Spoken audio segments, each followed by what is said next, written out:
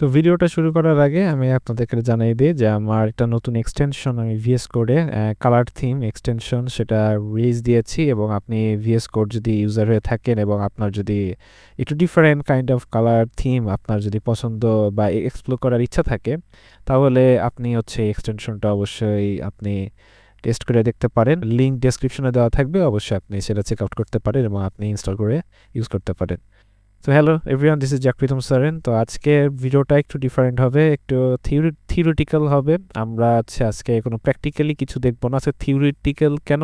কারণ আমাদের একটা আর্কিটেকচার নিয়ে আমাদের অনেক কথা হচ্ছে, সেটা হচ্ছে মাইক্রোসার্ভিস আর্কিটেকচার। 2025 সালে এসে মাইক্রোসার্ভিস আর্কিটেকচারটা এখন সবার মুখে মুখে। রিসেন্ট ইয়ার্সে আমরা ডকার বেশি ব্যবহার করছি, তারপরে আরও অনেক কিছু সার্ভিস ব্যবহার করছি। সো এগুলো যখন শিখতে চাই তখন আমাদের অনেক কিছু আর্কিটেকচারাল অনেক বিষয় আসে, তখন আমরা দেখতে পারি যে মাইক্রো সার্ভিস আর্কিটেকচার নিয়ে একটা কথা আসে।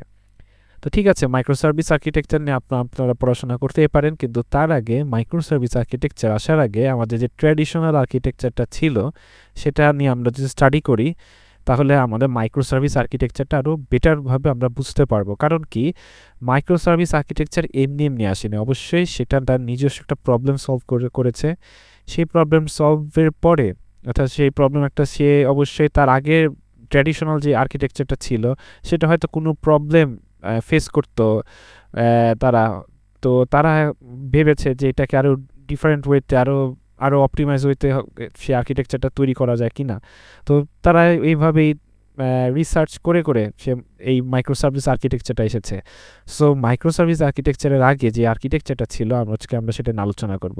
তো আর্কিটেকচারটার নাম হচ্ছে মনোলিথিক আর্কিটেকচার। তো মনোলিথিক আর্কিটেকচারটা ট্র্যাডিশনাল আর্কিটেকচার, এবং আমরা যারা সিএসসিতে পড়ে থাকি এবং আমাদের যে সমস্ত ভার্সিটি প্রজেক্ট আমরা করে থাকি, আমাদের বেশিরভাগ ক্ষেত্রেই আমরা বলবো যে বেশিরভাগকে আমাদের প্রায় ক্ষেত্রে আমরা মনোলিথিক আর্কিটেকচারটাই না জেনে শুনেও, আমরা জানিও না যে আমরা আসলে কোন আর্কিটেকচার ব্যবহার করতেছি। মনোলিথিক আর্কিটেকচারেই আমরা মনোলিথিক আর্কিটেকচার ওয়েতে আমরা কাজটা করে থাকি। মনোলিথিক আর্কিটেকচারটা এখনও রানিং অবস্থা আছে, আর মাইক্রোসার্ভিস আর্কিটেকচারটা আস্তে আস্তে বিশেষ করে বিগ কোম্পানি, যে সমস্ত বড় কোম্পানি আছে তাদের প্রোডাক্ট অনেক বড়, অনেক হিউজ, তো তাদের সিস্টেমের জন্য মাইক্রোসার্ভিস আর্কিটেকচারটাই বেশি ব্যবহার হয়ে থাকতেছে। বাট মনোলিথিক আর্কিটেকচারটাও এখনও, মানে বলবো না যে এটা আসলে অবসোলেট হয়ে গেছে, এটা এখনও চলছে। সো আজকে মনোলিথিক আর্কিটেকচারটা আসলে এটা সুবিধা কি অসুবিধা কি এগুলো নিয়ে আমরা আলোচনা করব এবং এটা জানার চেষ্টা করব যে আসলে এটা কি কি প্রবলেম সলভ করে থাকে এবং কি কি প্রবলেম আসলে আমাদের সামনে আমরা ফেস করে থাকি। তো চলুন শুরু করা যাক।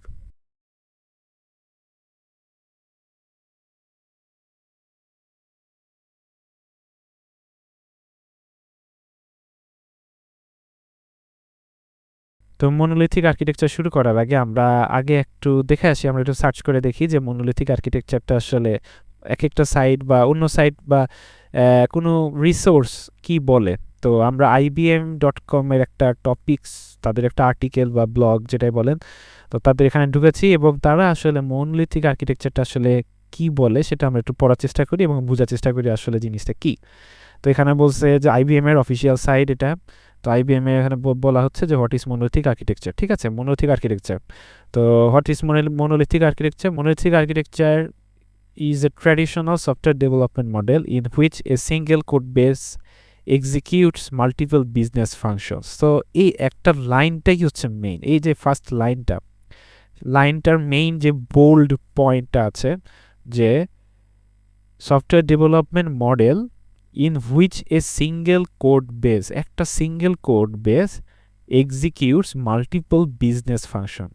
একটা সিঙ্গেল কোড বেস, সেটা মাল্টিপল বিজনেস ফাংশন বা আপনি যদি লজিক বলে থাকেন, সেটাকে সলভ করছে, সেটাকে সে ধরে রাখছে একটা সিঙ্গেল কোড বেসের ভিতরে। ঠিক আছে, তো এবার আসি আমার এক্সপ্লেনেশনে বা আমার বাংলাতে আমি সহজভাবে আপনাদের বোঝানোর এক্সপ্লেনেশনে যে আসলে মনোলিথিক আর্কিটেকচারটা আসলে কি। যদিও আমরা মানে প্রাইমারিভাবে বুঝেই গিয়েছি আসলে মনোলিথিক আর্কিটেকচারটা আসলে কি, এবার আমরা একটু বোঝার চেষ্টা করি। ঠিক আছে, তো মনোলিথিক আর্কিটেকচারটা কি জানেন? মনোলিথিক আর্কিটেকচারটা হচ্ছে একটা একক জিনিস, পুরা অ্যাপ্লিকেশনটা একসাথে বানানো হয় সেটার একটাই ডিপ্লয়মেন্ট থাকবে, একটাই কোড বেস থাকবে, একটাই সার্ভিস থাকবে, ঠিক আছে? একটাই একক সার্ভিস হিসাবে রান হবে। তো একটাই কোড বেস, একটাই ডিপ্লয়মেন্ট, একটাই সার্ভিস হিসাবে সে রান হবে, ঠিক আছে? আপনার সমস্ত কম্পোনেন্ট, সমস্ত লজিক, সমস্ত বিজনেস লজিক একটা কোড বেসের ভিতরেই আপনার থাকবে, ঠিক আছে? So this is monolithic architecture. খুবই সিম্পল না? খুবই সিম্পল, আসলে খুবই সিম্পল। আমরা যখন শুরু করি আমাদের সফটওয়্যার ইঞ্জিনিয়ারিং জার্নি, আমাদের আসলে বলতে গেলে যে আমরা যখন প্র্যাকটিস করি বিভিন্ন অ্যাপ্লিকেশন বানানোর জন্য, আমরা ডিফল্টভাবে আমরা মনোলিথিক আর্কিটেকচারটাই ফলো করে থাকি, ঠিক আছে? তো এবার আমরা যদি একটু ভিজুয়ালি দেখার চেষ্টা করি তাহলে আমাদের জন্য একটু বেটার হবে। তাহলে আমরা একটু দেখি আসলে মনোলিথিক আর্কিটেকচারটা কী। তো এখানে আসলাম, একটা মনোলিথিক আর্কিটেকচার একটা ডায়াগ্রাম দেখতে পাচ্ছি। সো উপরে লেখা আছে মনোলিথিক আর্কিটেকচার, ঠিক আছে? তো দেখেন একটা চার সাইড দিয়ে আপনি দেখতে পাচ্ছেন যে এর ভিতরে, অর্থাৎ এটা বোঝাচ্ছে একটা সিঙ্গেল একটা কোড বেস। আপনি ধরে নেন যেটা একটা single code base. Single quote বেসের ভিতরে আমার ইউজার ইন্টারফেস আছে, অর্থাৎ ফ্রন্ট এন্ডের সাইডটা, আমার বিজনেস লজিক আছে, ডেটা ইন্টারফেসটা আছে এবং ডেটাবেস আছে। সো একটা সিঙ্গেল ডেটাবেস।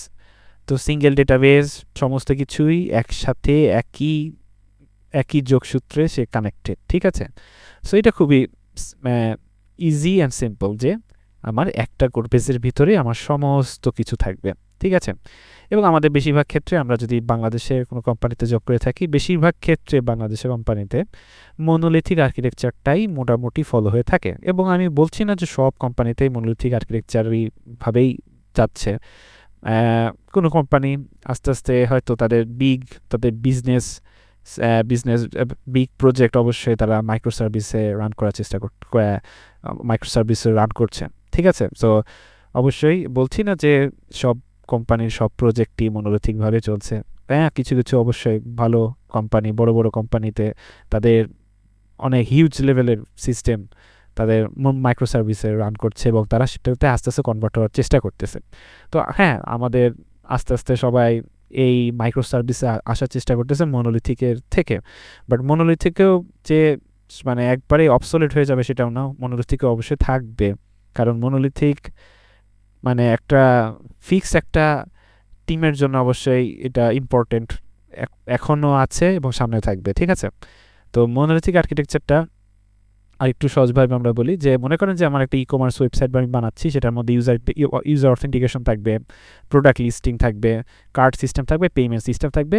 তো এগুলো সব একটা প্রজেক্টেরই একটা অংশ এবং আমার ডেটাবেস একটাতেই কানেক্টেড, আমার একসাথে আমরা সব পাচ্ছি, একই জায়গায় পাচ্ছি, ঠিক আছে?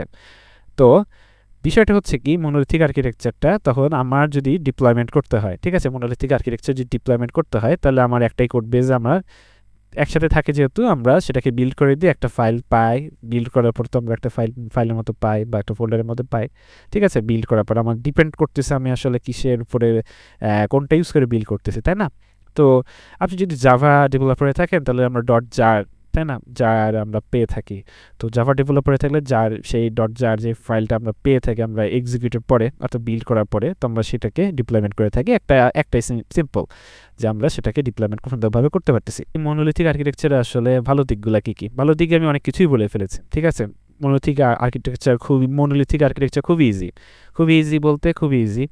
আপনি হচ্ছে একটা সিঙ্গেল ইউনিটের মধ্যেই সব কিছু পাচ্ছেন। সো আপনার ডিবাগিং অবশ্যই ইজি হবে, ঠিক আছে? সো সিম্পল টু ডেভেলপ, অবশ্যই আপনি খুব ইজিলি আপনি ডেভেলপ করতে পারবেন, ডিপ্লয় করতে পারবেন খুব ইজিলি। ডিবাগিং করা খুবই ইজি, আমি এটা বললাম যে ডিবাগিং অবশ্যই ইজি, টেস্টিং ডিবাগিং অবশ্যই খুব ইজি, যেহেতু সিঙ্গেল সব ইউনিটেই সব কিছু পেয়ে যাচ্ছেন। পারফরমেন্স ইফিসিয়েন্সি, কারণ আপনার সমস্ত কম্পোনেন্ট একে অপরের সাথে কানেক্টেড একটা সিঙ্গেল কোড বেজেই, তাই তাকে অন্য কোথাও কল করতে হচ্ছে এপিআই থ্রোতে বা অন্যভাবে, তো সেটা করতে হচ্ছে না। তো সেই জন্য পারফরমেন্স অবশ্যই, এটার ইফিসিয়েন্সি অবশ্যই, সব কিছু মেমোরিতে চলে এবং তাই ফাস্ট পারফর্ম করে, ঠিক আছে? তো আর ভালো দিক কোনটা আরেকটা যদি বলে থাকি, সেটা হচ্ছে আপনার যদি কোম্পানিতে স্মল টিম হয়, ছোট একটা টিম, আপনার প্রোডাক্টটা বেশি বড় না, ছোট মিডিয়াম, তো এই সমস্ত ক্ষেত্রে বা আপনার মনোলিথিক আর্কিটেকচারটা ফলো করলে আপনার জন্য বেটার হয়। কারণ মনে করেন 2-3 জনের টিম বা 10 জনের টিম এরকম যদি হয়, সো এই সমস্ত টিমের জন্য মনোলিথিক আর্কিটেকচারটা তাদের প্রোডাক্টের জন্য বেটার। ঠিক আছে, হিউজ টিমের জন্য আলাদা বিষয়, আলাদা আর্কিটেকচার, সেটা আমরা ইন ফিউচারে আলোচনা করব। ঠিক আছে, এবার আসি মনোলিথিক আর্কিটেকচারের খারাপ দিকগুলা। স্কেলেবিলিটি প্রবলেম, স্কেলিং করা, এই জিনিসটা আসলে মনোলিথিক আর্কিটেকচারে খুবই হিউজ লেভেলে প্রবলেম ক্রিয়েট করে। আমি বলছি না যে স্কেল করা যায় না, অবশ্যই যায়, অবশ্য ওয়ে আছে, বাট আপনার প্রোডাক্টের স্কেল করতে হলে আপনার যেরকম ফ্লেক্সিবিলিটি দরকার সেটা হয়তো মনোলিথিক আর্কিটেকচার আপনাকে ওইভাবে দিয়ে থাকে না। আপনাকে অনেক হিউজ লেভেলের একটা এক্সট্রা এফোর্ট দিতে হয় আপনাকে স্কেল করার জন্য। তো মনে করেন যে আপনার একটা ই কমার্স সাইটের আমি যদি উদাহরণ দিই, মনে করেন যে আপনার প্রোডাক্ট সেকশনে প্রচণ্ড ট্রাফিক আপনার জেনারেট হচ্ছে, আপনার প্রচণ্ড ট্রাফিক আসছে। ঠিক আছে, আপনার ওটা খুবই সার্ভার লোড পড়ে যাচ্ছে। তো তখন আপনার যদি আলাদাভাবে সেই সার্ভিসটাকে স্কেলিং করতে হয়, তাহলে আপনি সেটা আলাদাভাবে পারবেন না। আপনাকে পুরো অ্যাপটাকেই, যেহেতু একটা single code base monolithic architecture, পুরো আর্কিটেকচারটাকে আপনাকে পুরো অ্যাপকে আপনাকে স্কেল করতে হবে। আপনি আলাদাভাবে কোনো সার্ভিসকে আপনি স্কেল করতে পারবেন না। ঠিক আছে, তো আরেকটা নেক্সট হচ্ছে আপনি ডিপ্লয়মেন্ট প্রচণ্ড পেইন ডিপ্লয়মেন্টে। কারণ কি, একটা ছোট ফিচার আপনি মনে করেন, একটা ফিচার আপনি ডেভেলপ করলেন, অ্যাড করলেন, বা একটা ছোট বাগ ফিক্স করলেন, ইরোর বাগ ফিক্স করলেন, তাহলে আপনাকে কি করতে হবে, আপনাকে আবার প্রথম থেকে সেই বিল্ড করতে হবে, সেই ফাইলটা নিতে হবে এবং ডিপ্লয়মেন্টে আবার প্রথম স্টেপ থেকে আবার ফলো করতে হবে। ঠিক আছে, কারণ একটা সিঙ্গেল কোড বেস সব কিছুই আবার প্রথম থেকে করতে হবে। আপনার একটা স্পেসিফিক সার্ভিসের বাগের জন্য আপনাকে পুরো অ্যাপ্লিকেশনটাকে আবার বিল্ড করতে হবে। আর যদি মনে করেন যে আপনি আলাদা কোনো সার্ভিসে নতুন ফিচার অ্যাড করবেন, তাহলে আপনি ওইটুক জাস্ট চেঞ্জ করবেন, ওইটুক জাস্ট ডিপ্লয় করবেন, এবং পারবেন না, আপনাকে পুরোটাই আবার করতে হবে। সো ডিপ্লয়মেন্টে পেইন আছে। ঠিক আছে, মনোলিথিক আর্কিটেকচারে। সো এটা একটা প্রবলেম, এটা একটা খারাপ দিকে বলবো। আরেকটা বিষয় হইতেছে hard to adopt new technology. ঠিক আছে, আপনি প্রচণ্ড মনে করেন যে আপনার hard to adopt new technology বলতে বোঝাচ্ছে যে মনে করেন যে আপনার বিভিন্ন সার্ভিস আছে। ঠিক আছে, বিভিন্ন সার্ভিস আছে, মনে করেন যে আপনার authentication service, product service. So বিভিন্ন সার্ভিসে আপনি মনে করলেন যে আপনার এক এক টিম এক একটাতে কাজ করবে। ঠিক আছে, মনে করেন একটা টিম নোডজেস নিয়ে বা এক্সপ্রেস, ব্যাকএন্ড এক্সপ্রেসে কাজ করতেছে, আরেকটা টিম হয়তো জাভা স্প্রিং বুট দিয়ে সেটাকে কাজ করতেছে, এবং এপিআই থ্রুতে তারা একে অপরের সাথে কমিউনিকেট করতেছে। কিন্তু আপনি মনোলিথিক আর্কিটেকচারে যদি থাকেন তাহলে আপনি এটা পারবেন না, কারণ আপনাকে একটাই চয়েস করতে হবে। নাই আপনি যদি স্প্রিং বুটে হন, স্প্রিং বুট দিয়ে আপনাকে পুরো অ্যাপ্লিকেশন ডেভেলপ করতে হবে। আপনি যদি এক্সপ্রেস দিয়ে আপনার ব্যাকএন্ড যদি সামলাতে চান, তাহলে আপনাকে এক্সপ্রেস দিয়ে চলতে হবে। আপনি আরেকটাতে আপনি হচ্ছে এক একটা ইন্ডিভিজুয়াল সার্ভিস আপনি ফ্রিডমলি আপনি তাদের ইন্ডিভিজুয়ালিভাবে আপনি ফ্রেমওয়ার্ক চয়েস করতে পারবেন না। আপনাকে অবশ্যই একটাতেই থাকতে হবে। আর যদি ইন ফিউচার আপনার পারফরমেন্সের জন্য আপনাকে সুইচ করতে হয়, তাহলে আপনাকে পুরো অ্যাপ্লিকেশনটা আবার কনভার্ট করতে হবে সেটাতে। তো এটা আবার হিউজ লেভেলের টাইম আপনার কনজিউম করবে। এবার আসি, আমি মনোলিথিক আর্কিটেকচারে প্রায় সব কিছু বলা শেষ করে দিলাম। ঠিক আছে, যে কী কী ভালো দিক, কী কী খারাপ দিক, তাই না? তো এবার কারা ব্যবহার করবেন, আমি ফার্স্টেই বললাম যে ছোট টিম, আপনার টিম ছোট, প্রজেক্ট হচ্ছে মিনিমাম, প্রজেক্টে এখনও এমভিপি পর্যায়ে আছে। যদি ছোট টিম হয় বা প্রজেক্টে এমভিপি পর্যায়ে থাকে, ট্রাফিক কম, সিস্টেম কমপ্লেক্স না, ট্রাফিকের প্রেশার নেই আপনার প্রোডাক্টে, সিস্টেম কমপ্লেক্স না, এবং আপনার হচ্ছে ডেডলাইন খুবই শর্ট ডেডলাইন বা দ্রুত প্রোডাক্ট রিলিজ দিতে হবে। ঠিক আছে, তাহলে আপনি মনোলিথিক আর্কিটেকচার ইউজ করতে পারেন, এটা আপনার জন্য বেটার। এবং আপনি কখন ইউজ করবেন না, যখন আপনার টিম অনেক বড়, আপনার এক একটা টিমকে আপনি এক একটা রোল অ্যাসাইন করে দিতে পারেন, তাহলে আপনি মনোলিথিক আর্কিটেকচার না ইউজ করে বেটার। আপনার টিম বিশাল বড়, সিস্টেম অনেক ফিচার সার্ভিস আছে, আপনার আলাদা ফিচার্সে আলাদা টাইমে আপনার এরকম ইন ফিউচার আপনার মনে হতে পারে যে এই ফিচারে বা এই সার্ভিসে আপনার হচ্ছে বেশি প্রেশার আসতে পারে। ঠিক আছে, এক একটা সার্ভিসে এক এক রকম প্রেশার আসতে পারে। সো এরকম যদি আপনার ইন ফিউচার যদি আপনি মনে করেন যে এরকম হতে পারে, তাহলে আপনার মনোলিথিক আর্কিটেকচারে না থাকাই উচিত। আপনার সিস্টেমে প্রচণ্ড বা আপনার সার্ভিসে আপনার প্রোডাক্টে প্রচুর স্কেলিংয়ের দরকার। তো স্কেলিংয়ের যদি দরকার হয়, তাহলে আপনার এই মনোলিথিক আর্কিটেকচারে না থাকাই উচিত। তো এই তো ছিল আজকে মনোলিথিক আর্কিটেকচারের আসলে ভালো দিক, খারাপ দিক, কারা ইউজ করবেন না, কোন টিমের জন্য। তো এই সমস্ত কিছু নিয়ে আলোচনা করলাম। বিশেষ করে আলোচনা কেন করা হলো, কারণ হচ্ছে আমরা এখন আমাদেরকে নিউ টেকনোলজি, নিউ জেনারেশনের নিউ আর্কিটেকচার নিয়ে আমাদেরকে অবশ্যই অ্যাডাপ্ট করতে হবে, কারণ আমাদের এগুলো নিয়ে অবশ্যই কাজ করা শিখতে হবে। সো আমরা আসলে মনোলিথিক আর্কিটেকচার নিয়ে আসলে মানে শিখার কিছু নেই, কারণ আমরা দিন শেষে ডিফল্ট আকারে এমনিভাবে এটা ইউজ করে থাকি। আমরা লাইফে যারা প্রজেক্ট বিল্ড করে আসছি তারা আমরা অবশ্যই একবার না একবার বা এর ভিতর দিয়ে অবশ্যই গেছি, ঠিক আছে? তো এই তো এই মনোলিথিক আর্কিটেকচারের বিষয় নিয়ে, এবং ইন ফিউচার অবশ্যই আমি মাইক্রোসার্ভিস নিয়ে আলোচনা করব বলেই আমি ভাবলাম যে মনোলিথিক আর্কিটেকচার নিয়ে আগে আলোচনা করা দরকার, কারণ যেটা আমাদের ট্র্যাডিশনাল, যেটা আমাদের রুট থেকে এসেছে, সেটা নিয়ে আমাদের একে একে স্টাডি করা দরকার, সেটা নিয়ে জানা দরকার। তারপরে আমরা আমাদের যে নেক্সট নতুন মডার্ন আর্কিটেকচার আছে সেটা নিয়ে আমরা স্টাডি করব অবশ্যই ইন ফিউচার। অবশ্যই মাইক্রোসার্ভিস নিয়ে আমরা আলোচনা করব, মাইক্রোসার্ভিস নিয়ে আমরা অনেক কথা হবে। তো আজকে এই পর্যন্তই মনোলিথিক আর্কিটেকচার নিয়ে। আমি আশা করি আপনারা বুঝেছেন যে কখন কোন সময় কখন দরকার পড়ে। তো আজকে এই পর্যন্তই, ভালো থাকেন এবং দেখা হবে সামনে অন্য কোনো ভিডিওতে।